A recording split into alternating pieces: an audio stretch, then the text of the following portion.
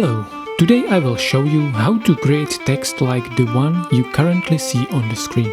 While you have to write or copy the titles manually, the highlighting will be done automatically based on the length of the clip. We insert a text node and copy it using Ctrl+C. Paste the copy as an instance with Ctrl+Shift+V.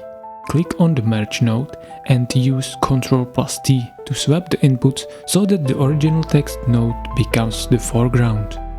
In the text node, write whatever you want. Next, we move to the instance of the text node. First, we go to the shading tab.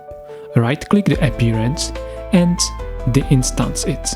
Then right-click in the color field and deinstance color group. Change the appearance to border fill and select any color you like. Set the level to Word. You can also adjust the extent vertical and horizontal, which changes the size of the colored area. And now the most important part.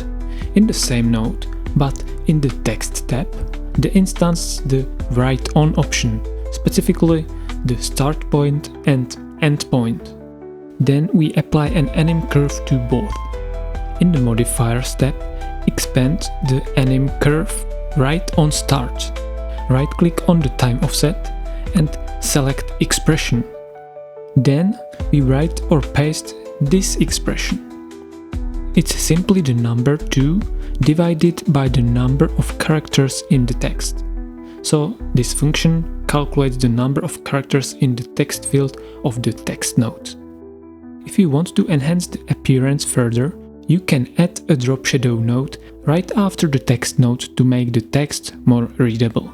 When working with the Fusion clip created, always copy it instead of cutting it in half.